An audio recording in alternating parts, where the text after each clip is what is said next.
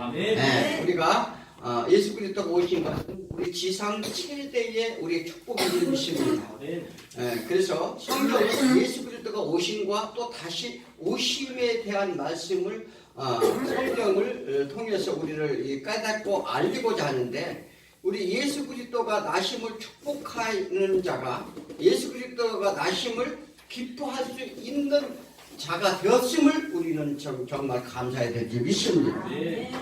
자, 오늘 예수 그리스도가 오신 이 예수 그리스도의 나심에 대하여 소위 말하는 메리 크리스마스라고 하는데, 천사 가브리엘이 방문과 특별한 은혜, 그러니까 우리는 정말 신앙생활이요, 하나님의 은혜를 입지 못하면 아무것도 할 수 없어요. 은혜가 떨어지면 사람이 어떤지요? 불평, 불만, 그죠? 이런 거 그냥 또 그리고 그렇게 갈 수밖에 없어요. 그러니까 하나님의 은혜를 사모해야 돼요. 은혜를 사모하면은요, 용서 안 해줄 것도 용서해지고, 그렇게 되는 거예요. 그래서 지금 마리아가 하나님의 특별한 은혜를 입었다고 그랬어요. 그것은 직접 어디요? 하나님의 영이 그에게 들어가셨다 이렇게 말합니다. 우리도 오늘 예수 그리스도가 이 땅에 오셔서 우리 안에, 예수 그리스도가 우리 안에 들어오신 줄 믿으시기 바랍니다. 그래요. 이 마리아에게 내려오신 예수님, 이제 그렇게 아이를 뵌다고 하니까 두려웠어요. 두려웠으니까 이제 천사가 뭐라고 하죠? 내 친척 엘리사벳도 나이가 많았으나 그도 내가 하나님의 능력으로 잉태하였느니라. 이 말을 듣고서 그래요? 그러고서 급히 달려가고 있어요. 그래가지고 엘리사벳한테 막 뛰어갑니다. 그 시골 동네에서 이제 뭐 자가용도 없었을 때죠. 그래서 뛰어갔는데 어떤 현상이 났어요? 엘리사벳 찾아가는데 엘리사벳이 첫마디가 딱 하는 얘기가 있어요. 뭐라고요? 내 주의 어머니가 내게 찾아왔으니 이게 어찌된 일입니까? 이렇게 반문하는 거예요. 엘리사벳이 누구예요? 뭐냐면 마리아보다 위에 사람이죠. 그럼에도 불구하고 그렇게 하는데, 그가 그렇게 말할 수 있던 것은 성령 충만했다 이렇게 말합니다. 그러니까 우리가 성령이 충만을 해야 어떻게 해요? 우리가 모든 것이 될 수 있다는 사실이죠. 그래서 그랬더니 복중에 있던 아이도, 그러니까 엘리사벳이 아이가 6개월이 됐다고 했어요. 그때 아이가 뵌 지 6개월이 됐는데 그도 성령이 충만하여 기뻐 뛰어놀더라 이렇게 말합니다. 막 그러니까 어떻게 6개월 된 아이가 뭐 발이 다 생겼나 어떻게 됐는지 잘 모르겠는데, 하여튼 그 배를 팡팡팡팡 차고 막 손으로 때리고 막 했다는 얘기죠. 자, 그러니까 그래서 이제 그렇게 해서 벌써 3개월이 됐다가 엘리사벳과, 그러니까 처음엔 두려워서 3개월을 같이 동거를 하다가 이제 집으로 돌아오게 됩니다. 그렇게 때로는 이제 어떻게 해요? 이제 예수님, 그러한 일로 인해서 이 마리아가 하나님을 이제 믿게 되고, 그렇게 됩니다. 그렇게 되면서 이제 이제 마리아가 이제 하나님에 대해서 찬양을 하죠. 내 영혼이 주를 찬양합니다. 우리가 내 영혼이 주를 찬양해야 돼요, 정말로. 그래서 내 마음은 하나님께 내 주를 기뻐하였음은 뭐야? 여호와의 비천함을, 그러니까 우리 인간의 비천함을 돌보셨은 은혜라. 그래서 이후에는 만세가 이 아들로 통해서 복이 있을 것이라는 것을 찬송을 합니다. 우리도 이와 같이 돼야 돼요. 자, 그런데 그렇게 때가 이르러서 만삭이 되었습니다. 때는 언제라고요? 로마 초대 황제 아구스도의 치정하에 있을 때라. 오늘 본문에서 그 얘기를 합니다. 그때에 가이사 아구스도가 아구스도 치정하에, 아구스도가 누구예요? 자, 이 복음서를 보면은요, 지금 누가복음에서만이 예수 그리스도의 나심을 상세하게 기록되어 있어요. 다른 복음서에는 안 나와요. 마태복음에서는 그저 예수 그리스도가 구유에서 강보에서 구유에 나왔다. 이거 첫 마디부터 나옵니다. 그리고 어떻게 해요? 동방박사가 얘기가 나오는데 이 누가 그러니까 마가복음에서는 아예 예수 탄생 요한복음은 아예 그냥 한두 줄 정도 이렇게 딱 나오고 요한복음은 아예 나오지도 않습니다. 그래서 이렇게 누가가 가장 예수님 탄생을 상세히 기록했는데 그래서 그때 남편 요셉에게 이사야 선지자가 말씀하신 메시아 탄생이 성취되는 것과 가브리엘 천사의 말을 믿는 요셉은 마리아와 이제 마리아의 그 어떻게 잉태된 수태된 사실을 이제 덮어두고 마음속에 조금 찝혀본 것도 있었겠죠. 그러나 그는 어떻게 해요? 메시아 탄생이 성취 이제 가브리엘 천사의 말을 이제 믿게 돼요.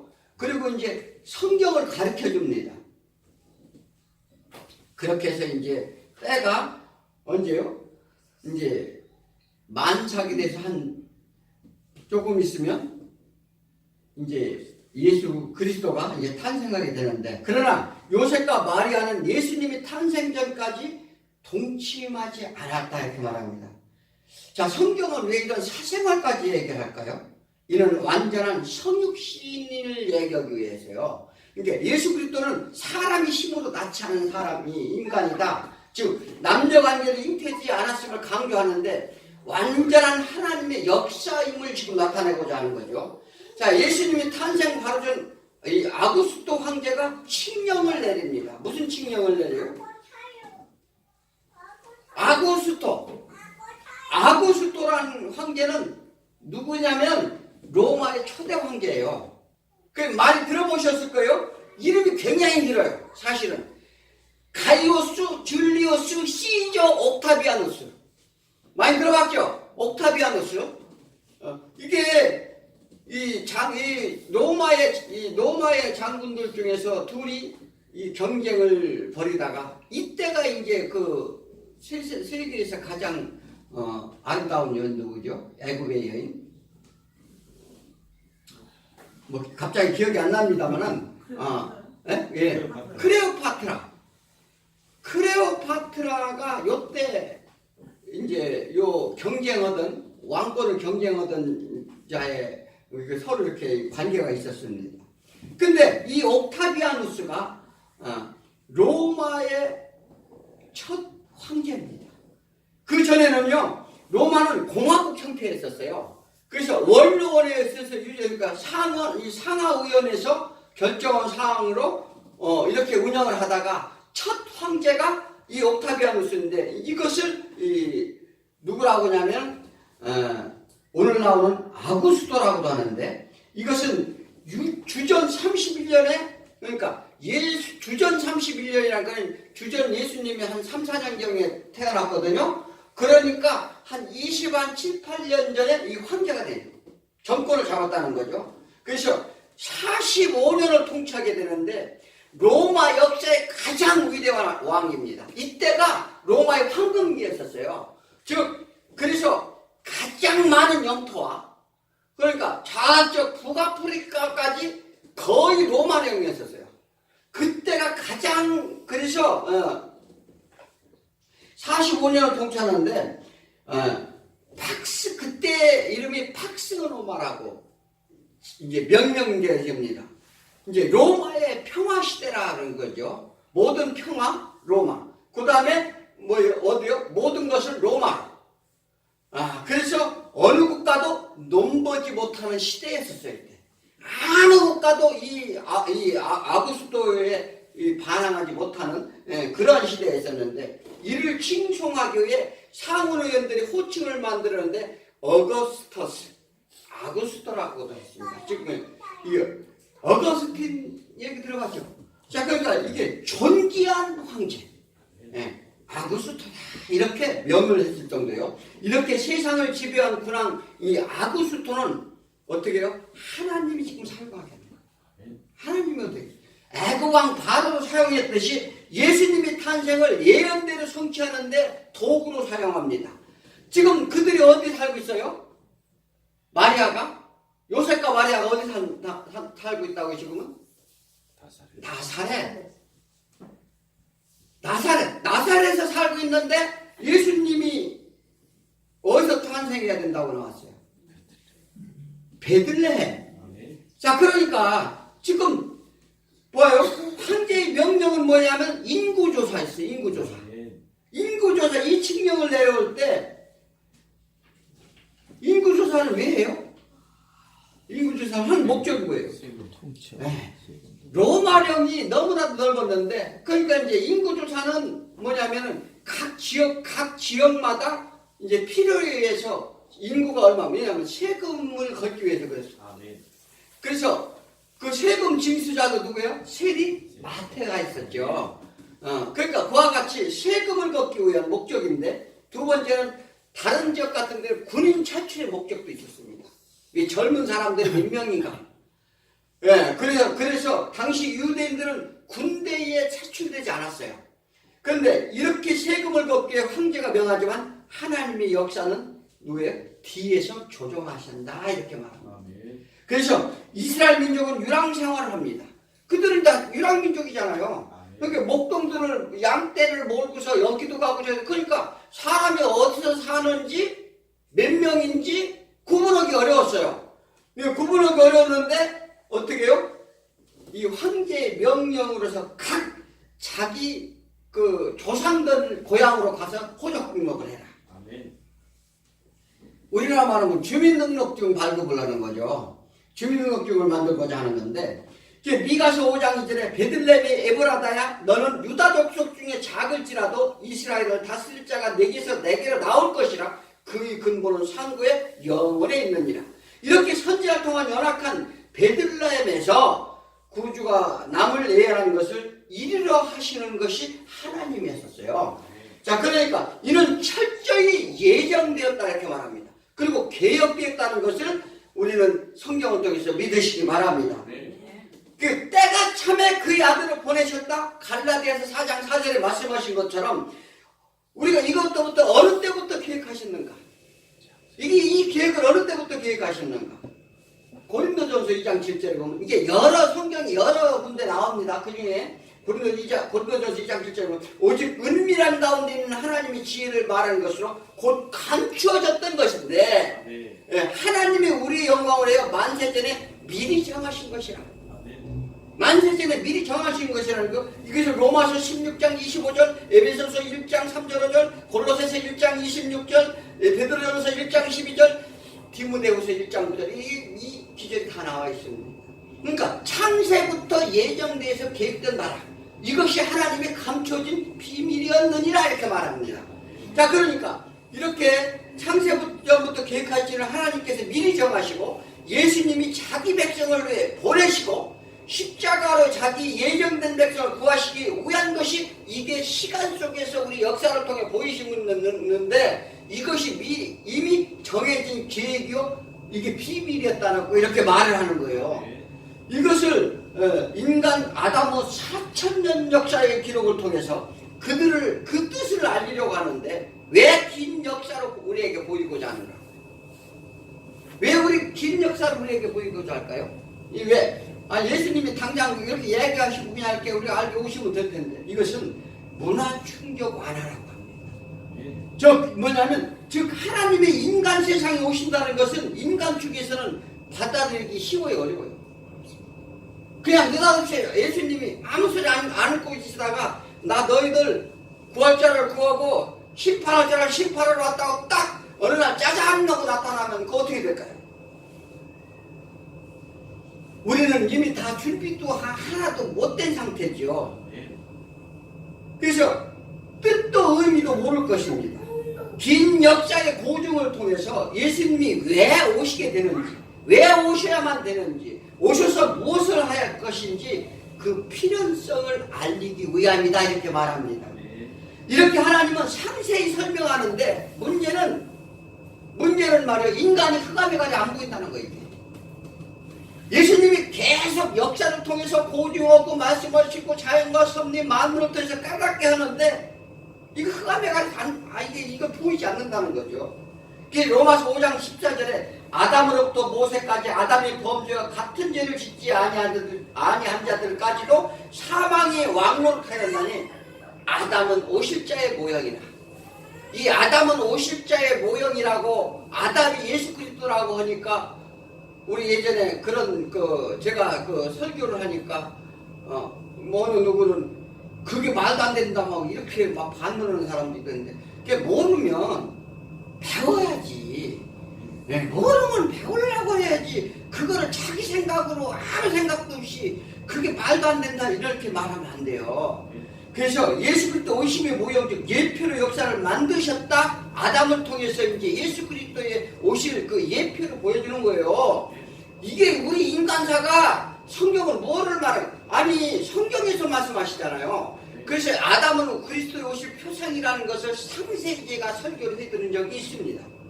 왜 그 말씀을 하시는지. 그래서 모형이다, 예표다, 상징이다, 그림자로, 역사적 고증으로, 선자의 말씀으로 끊임없이 보여주셨다는 사실을 믿으시기 바랍니다. 이게 영안이 열린 사람은 이거 알아들어요. 자, 그러니까 아담의 범죄를 하고서 하나님이 뭐를 입혀줬어요? 가죽옷을. 왜 가죽옷을 입혀줬어요? 얼어 죽을까? 자, 이것은 뭐냐면 죄에 관한 얘기예요. 죄에. 왜냐하면 우리가 남자고 여자고 하체를 보인다는 건 최대 수치로 여깁니다. 인간의 육체가 그렇잖아요. 그런데 그것을 가려주는 거예요. 그래서 그 일로 인해서 가인과 아벨 이야기를 하고, 또 그리고 그리고 노아 홍수를 통해서 이 심판과 우리가 무엇을 해야 될지를 알려줍니다. 그리고 아브라함이 이삭의 제물 사건을 통해서 우리 십자가를 예시하시고, 유월절을 통해서, 출애굽을 통해서 어떻게 해요? 어린 양 예수 그리스도의 피로 구원함을 알려줍니다. 그리고 누구요? 예수로 인해 가나안 입성을 보여주고, 그리고 그들에게 성전을 만들게 해서 신정 통치 국가 이스라엘이라니까 하나님이 선택한 백성들이 다스림을 보여주는 거예요. 성경이 우리 그걸 보여주는 거죠. 그래서 십자가로 입체적인 총천연색으로 다 보여줍니다. 점진적으로 발전적으로 드라마처럼 이렇게 엮어서 보여주는데, 그런데 이게 문제는 보는 자만 본다는 게 문제예요. 아무나 다 볼 수 있는 게 아니에요, 이게. 아니, 멀쩡하게 드라마로, TV에 딱 드라마가 나오는데, 눈 뜨고 멀쩡히 보면서도 까막 눈이 있고, 예? 아니, 그러니까, 유대인들이 뭐라 했어요? 우리도 봉사인가? 그렇게 말을 했어요. 자기네들 하나님이 열심히 믿었는데, 예수님이 너희들 다 봉사해야 그러니까, 우리가 왜 봉사지? 그게요, 이것이 성경을 통해서 예수 그리스도가 보이지 않으면 봉사해요. 그리고 왜 예수님이 이 땅에 인간으로 오셔야 하는가입니다. 하나님을 떠난 모든 피조물들이 고통과 고난을 받을 것에 대하여 창조의 목적과 섭리를 깨우치고 깨달아 훈련시켜가지고 다시 회복되게 하시려고 이 땅에 오셨다는 걸 믿으시기 바랍니다. 그러므로 이 땅에 주어진 시간 동안 반드시 알고 깨달아라 이렇게 말합니다. 우리가 이 땅에 유한한 시간을 주었어요. 그래서 그 시간 동안 하나님을 알고 예수 그리스도를 알고 깨달으라 이렇게 말하죠. 그래서 너희가 시간을 아껴라 이렇게 말하잖아요. 시간을 아껴라. 에베소에서 에베소서뿐만 아니에요. 누가요? 솔로몬이 처음과 차이가 후회됐어요. 내가 시간을 아껴가지고 하나님을 알는 시간을 내가 정말 애쓰고 싶었어야 되는데, 자기 유익과 자기 영광과 자기 명예와 이것을 위해서 살다 보니까 인생은 다 허무하더라. 그래서 창조 목적을 아는 데 힘써라. 왜 하나님이 이 세상을 그 목적을 아는 데 힘쓰라는 거예요. 이스라엘 2000년 역사 속에 하나님을 알라, 하나님께 돌아오라 날마다 부르짖었어요. 자, 그런데 그런데 사람들은 우상을 섬긴다는 거예요. 세상을 섬긴다는 거예요. 돈과 명예와 내 힘을 축적하기 위해서 이 하나님을 멀리 했어요. 그래서 어떻게 해요? 그때마다 애곡을 빌어서 헬라 제국을 아수르를 밀어서 바벨을 들어서 계속 하나님이 징계를 했습니다.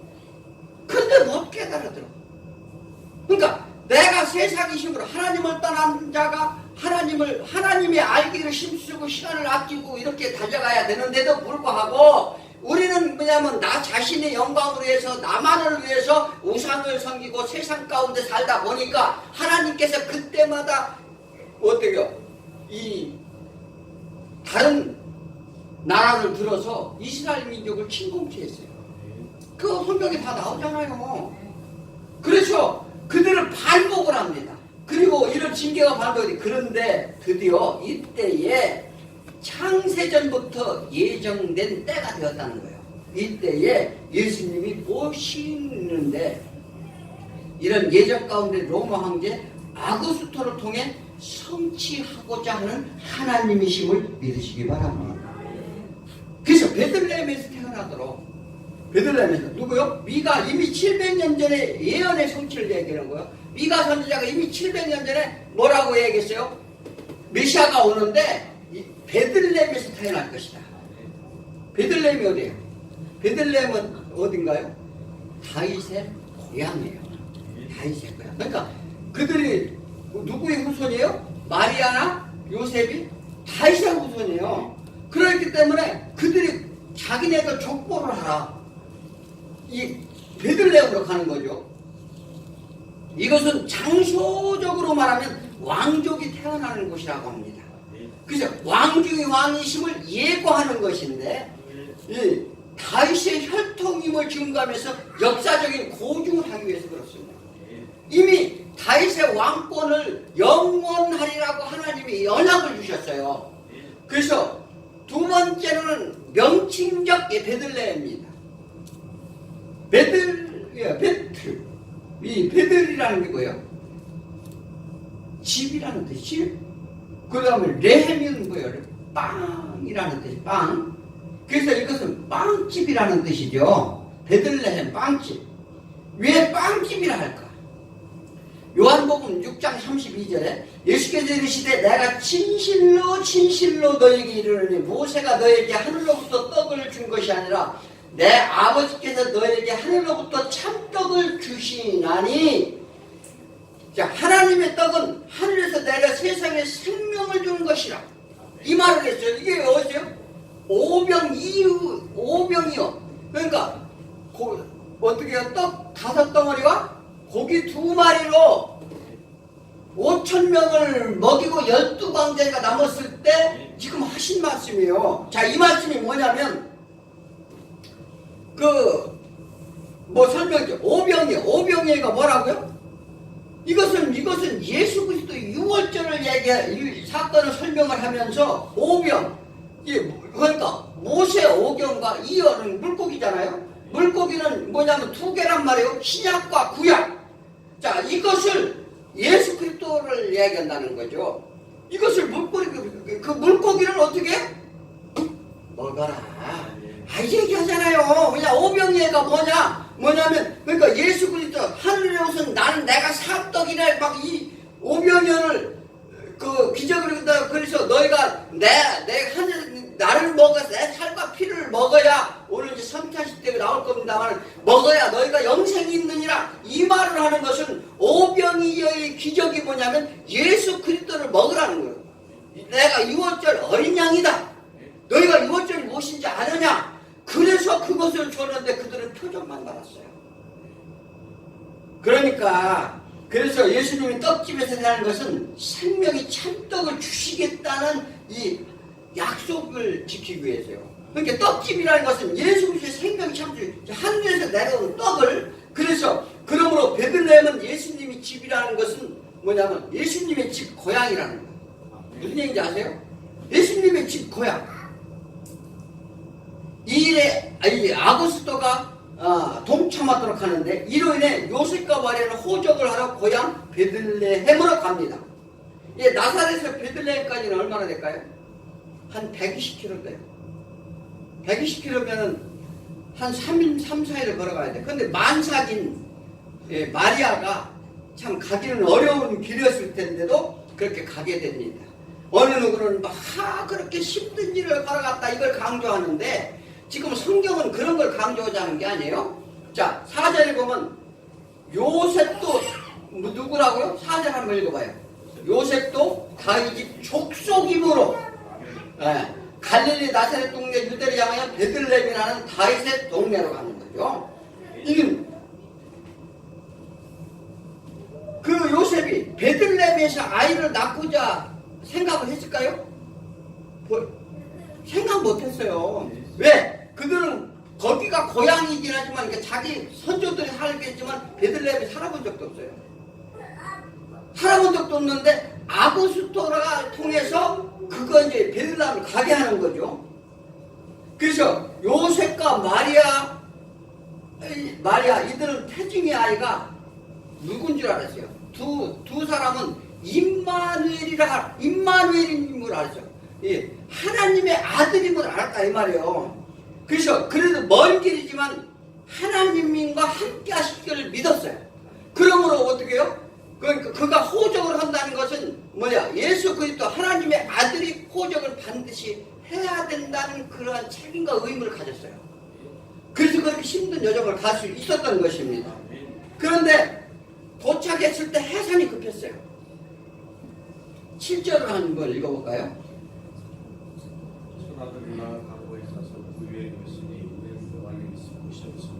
자, 대부분 예수님이 누구예요?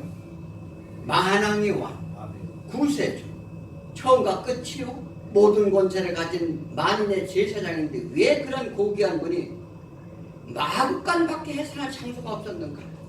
우리는요, 당신은 6월절이고 호적 오는 사람이 많아서 뭐 여관이 비어있어 여관이 없어가지고 뭐 그런 곳으로 갔다 뭐 그런 얘기 이게 우리가 그게 본질이 아니에요. 하나님이 능력이 없어요? 아니 하나님이 이미 700년 전부터 예정되어 있는데 예수 그리스도 나왔는데 여관 하나 준비 안 해놓으셨을까? 안 그래요? 아니 한번 상식적으로 한번 생각을 해보세요. 아니 몇백 년 전에 예수 그리스도가 오신다는 걸 약속했고 창세전부터 계획된 일인데 번드던 뭐 그때는 호텔은 없었겠지만 번드던 방 하나 장만해서 저 하나님의 아들을 낳았는데 그거 하나 장수하면 못할 하나님이신가요? 자, 우리가 좀 개념적으로 좀 잘 생각을 좀 해봐야 돼요. 마구간이 뭐예요? 마구간이라는 것은 말과 당나귀, 노새, 소들을 거하는 것이 이제 가축이 거하는 것이요. 마구간 다 알죠? 옛날 시골에 다 마구간 있었잖아. 그죠? 근데 야생동물이 아닌 가축이에요? 그러니까 뭐예요? 가축과 야생동물과 다른 거 뭐예요? 그렇죠. 그러니까 자갈이나 굴레나 이 코를 뚫고 잘 이렇게 길들여진 그 순종하는 동물을 가축이라고 해요. 그리고 마음대로 제멋대로 뛰어다니는 말도 제멋대로 야생말 있죠. 그 사람 타지도 못합니다. 말 안 들어서. 자, 그런데 자, 시편 32편 9절에 보면 너희는 무지한 말이나 노새같이 되지 말지어다. 그것을 자갈과 굴레로 단속하지 않으면 너희에게 가까이 가지 아니하리로다. 이렇게 말해요. 지금 그래서 다윗은 이스라엘에게 말하는 거예요. 너희는 주인 없는 야생동물이 아니라는 거예요. 그러니까 우리가 하나님이 우리도 마찬가지죠. 뭐냐면 우리가 주인 없는 야생동물이 아니라는 거예요. 이게 주인이 없는 사람을 뭐라고 해요? 사생아라고 그러잖아요. 그러니까 우리가 주인이 있는데 주인이 있다는 것인데 주인이 있어야 어떻게 해요? 가축은 어떻게 해요? 야생동물은 힘이 있는 동물한테 먹히잖아요.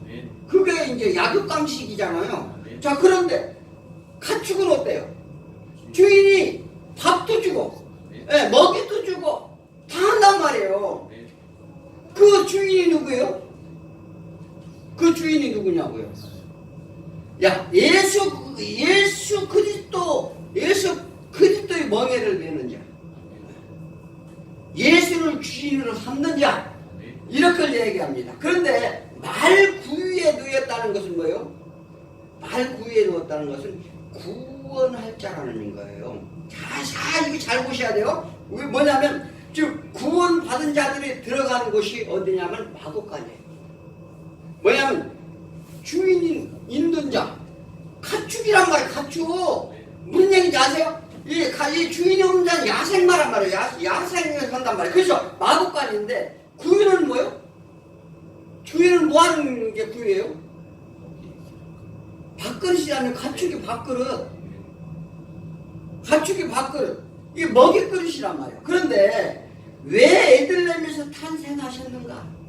자, 베들레헴은 빵집이므로 빵을 만드는 곳으로 예수 그리스도를 나타내는 거예요. 자, 이게 잘 생각해 보세요. 빵집은 뭘 만드는 거예요? 먹을 빵을 만드는 곳이잖아요. 먹을 빵을 만드는 나타내는, 즉 예수님을 무교병 빵이라는 것을 보여주는 거예요. 베들레헴이라는 그 집으로 간다는 것은. 그리고 출애굽기 12장 8절에 그 밤에 그 고기를 보내고 무교병과 순나물과 아울러 먹되. 자, 6월절 때 먹는 빵이 무슨 빵이었어요? 무교병 빵이었죠. 그 밤에 6월절, 그러니까 여린 양의 예표잖아요. 빵이라는 것은. 자, 이걸 어디서 있어요? 오늘 이제 만찬식 때 들었는데 그 빵과 이 포도주를 왜 먹어요? 그러니까 이 같은 맥락의 얘기예요, 전부. 그러니까 예수님이 제자들과 마지막 만찬 때 이 빵을 주며 이것은 내가 주는 빵인데 이것을 먹지 않으면 나와 상관이 없고 너희가 생명이 없다 말을 했어요. 그래서 요한복음 6장 35절에 예수께서 이르시되 나는 생명의 떡이니 내게 오는 자는 결코 줄이지 아니할 터요 나를 믿는 자는 영원히 목마르지 아니하리라. 우리가 예수님을 먹어야 산다. 이 얘기를 합니다. 자, 그러므로 마곡간이라는 것은 잘 기르진 가축이 집 누구요? 순종하는 자. 그러니까 우리를 얘기하는 거예요. 마곡간에 들어간다는 건 즉 가축이 있는 이제 신앙인들이 집을 의미하는데 이것을 요즘 말하면 교회를 의미하는 교회. 자, 그런데 그러므로 말구유에 누였다는 것은 예수로 인해 재갈 물린 자, 굴레를 씌운 주인 있는 가축에게 누가요? 예수가 먹이가 되셨다는 얘기를 하는 거예요, 지금. 예수 탄생이 그냥 뭐 빛처럼 이게요, 뭐냐면, 베들레헴 마곡간 말구유 모두 예수가 오심의 목적에 담겨 있다는 사실을 우리는 봐야 돼요.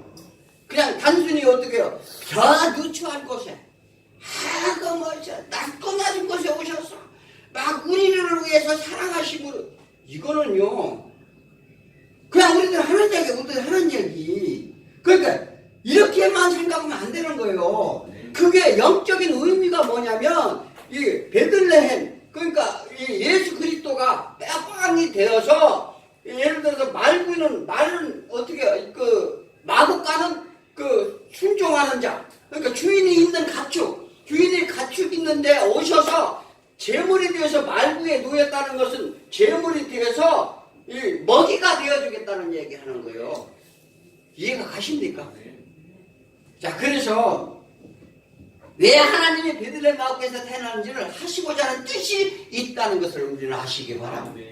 그래서 성경을 어디를 봐도요, 예수 그리스도는 다 예시하고 그냥 단순하게 어떤 일을 표적을 행하든 무슨 말씀을 하든 어떤 일이 있든 다 의미적인 게 있단 말이죠. 그래서 왜 하나님이 베들레헴 마곡에서 태어난지를 하고자 하는 뜻을 우리 온전히 아시길 바랍니다. 자, 예수님이 또 내 살과 피를 먹고 마시지 않으면 생명이 없다 말씀하셨어요. 그래서 요한복음 6장 51절에 나는 하늘에서 내려온 살아있는 떡이니 사람이 이 떡을 먹으면 영생하리라. 내가 준 떡은 곧 세상의 생명이 위한 내 살이니라. 그래서 구유란 뭐예요? 예수님이 신실하신 말씀을 의미하는 거예요. 무슨 얘기인지 아세요? 예. 구유란 우리가 먹을 양식 뭘 먹어야 돼요? 말씀을 먹어야 돼요. 말씀을. 그래서 가축이 잘 먹도록 만든 그릇이 구유예요. 순종하는 자에게 주인이 주는 거, 그러면 그것을 먹어야 한단 말이죠. 그러므로 말씀은 비위생적인 아무데나 있는 것이 아니고 하나님이 질서를 잘 세우셨어요. 질서를 잘 세우셔서 교회에서 말씀을 주도록 하고 그 말씀을 예를 들자면 교회를 구유와 같다고 그랬죠. 자, 그렇다면 거기서 말씀을 주고 말씀을 잘 먹어서 성장하는 거예요. 그래야 건강합니다. 이것을 얘기하는데 이것이 하나님이 계획하신 예수 그리스도의 탄생입니다. 처음부터 우리를 위해 하나님이 3시간 배려를 하시고 이렇게 보는 자에게 깨닫도록 하심을 우리 믿으시길 바랍니다. 우리 신앙인들이 이런 영적 메시지에 너무 약해요. 그래서 하나님이 올바로 안다는 것은 하나님이 진정한 사랑을 하는 거예요. 그러니까 하나님을 올바로 모르면 어떻게 하나님이 사랑을 몰라요. 그렇게까지 세심한 배려를 통해서 우리에게 이 생명을 주시고자 하는데 예수가 구해 놓았는데 그 떡은 맛이 없다는 거예요. 무슨 얘기인지 아십니까? 맛이 없어서 못 먹겠어요. 그 뭐 딱딱한 떡 그거 거기가 뭐 설탕도 들어가고 막 저것도 들어가서 좀 그 달콤해야지 그 딱딱한 떡 그거 뭔 맛으로 먹고 앉았습니까? 이렇게 우리가 반문한다는 사실입니다. 우리 잘 아셔야 돼요. 이렇게 태초부터 하나님의 계획을 완전하고 빈틈이 없습니다. 그리고 모두가 우리에게 생명을 주시기 위함을 아시기 바랍니다. 하나님은 다 준비해 주셨어요. 그런데 예수 그리스도 탄생 성탄절의 진정한 의미를 우리는 이 시간부터 깨달으시기 바랍니다. 그저 감사하고 감탄하고 하나님께 온 인류의 역사를 펴신 이유를 우리가 살리시는 하나님의 약속이기 때문에 그래요. 우리가 신비스럽고 감추어진 비밀을 아는 자가 어떻게 해요? 지혜 있는 자라고 이렇게 말합니다. 예수 그리스도의 살과 피를 먹은 자는 영생에 이른다고 말씀했습니다. 예수의 피로 죄수심이 대속을 받고 말씀을 먹어야 사는 줄 믿습니다. 그런 뜻을 알고 깨달은 우리 모두 주님의 오심을 기뻐하시기를 축원드립니다.